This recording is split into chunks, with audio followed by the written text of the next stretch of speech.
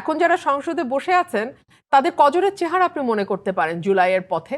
আমি সংসদে বলতে বাধ্য হয়েছিলাম যে সংসদে তো কিন্তু চাইলেই কথা বলা যায় না, আপনাকে আগে হুইপের কাছ থেকে সময় অ্যালোকেশন নিতে হয়।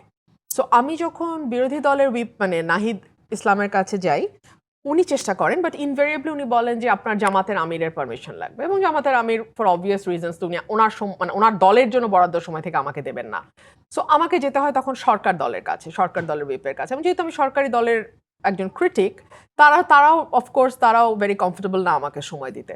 সো সেই কারণেই আমি স্পিকার মহোদয়ের দৃষ্টি আকর্ষণ করছি, তাহলে আমি যাবোটা কোথায়? ধরুন জুলাই চার্টার নিয়ে আলোচনা, এই আলোচনায় যেহেতু কোনো দলই আমার নাম দিচ্ছে না, মানে সরকারি দল বিরোধী দল, সো আমার বক্তব্য শোনা যাচ্ছে না।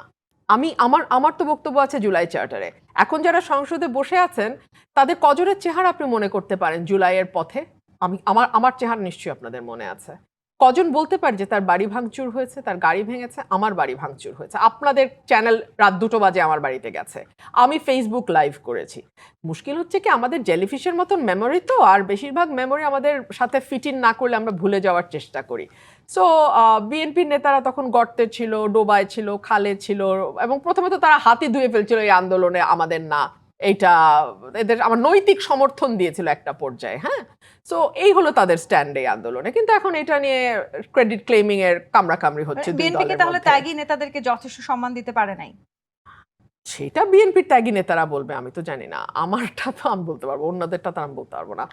আর দুই হচ্ছে আপনি আরেকটা যেটা বললেন যে বৈষম্যমূলক এবং ঘটনা, আমরা তো আশা করেছিলাম যে ডক্টর ইউনূসের সময়ে আমরা যে একটা রাইট গ্রুপের উত্থান দেখলাম, আমরা একটা উগ্রবাদের উত্থান দেখলাম, সেটা কিছুটা হলেও সরকার নির্বাচিত হলে কমে আসবে।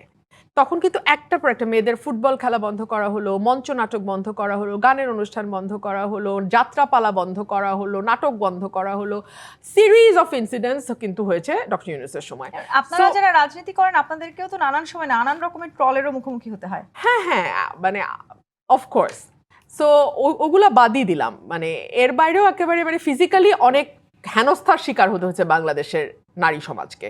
সো সেই জায়গা থেকে আমরা ভেবেছিলাম একটা পরিবর্তন হয়তো আসবে, কিন্তু আমরা দেখলাম ধরুন ব্রাহ্মণবাড়িয়ার বনলতা এক্সপ্রেস, যেটা সরকারের অনুমতি নিয়ে ছাড়পত্র নিয়ে সারা বাংলাদেশে প্রচারিত হলো, সেটার জন্য আমাকে ব্রাহ্মণবাড়িয়ায় প্ল্যাকার্ড নিয়ে পথে নামতে হলো, মানববন্ধন করতে হলো, এবং তারপরের দিন ঠিকই প্রচার হলো। কিন্তু তার আগে আমরা কি দেখলাম, প্রায় 20 গাড়ি পুলিশ পাঠিয়ে এটা বন্ধ করার উদ্যোগ নিল সরকার। তো তার মানে সরকার কাদেরকে পেট্রন করছে, সরকার কাদেরকে সহযোগিতা করছে? সরকার হয়তো সেই সময় মবটাকে সামলাতে চাইছিল, সেই জায়গাটিতেও তো হতে পারে।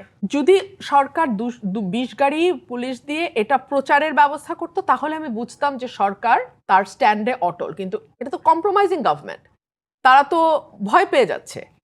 যে শিক্ষিকার কথা আপনি বললেন, এটা বিচ্ছিন্ন কোনো ঘটনা না। দুদিন আগেই আপনি দেখেছেন জামাতের একজন এমপি, 70 বয়স, 12 বছরের একজন কিশোরী বা মানে শিশুকে নিয়ে, 12-14 বছরের শিশুকে নিয়ে উনি ধরা পড়েছেন। সো ওনাদের আবার একটা সুবিধা আছে, ওনারা যে কোনো কিছুই মুতা বিয়ে, অমুক বিয়ে, তমুক বিয়ে বলে পার পেয়ে যান। সো যেই সমাজে আসলে এই ধরনের নোংরামি একটা স্বাভাবিক বিষয়ে পরিণত হয়, স্বাভাবিক বলছে এই কারণে যে আইন প্রণেতারা এগুলো নিয়ে ধরা পড়তেছেন। সো এটা তো আসলে তাহলে বলতে হবে যে এটা একেবারে টপ লেভেল পর্যন্ত এটার একটা নর্মালাইজেশনের ঘটনা ঘটছে।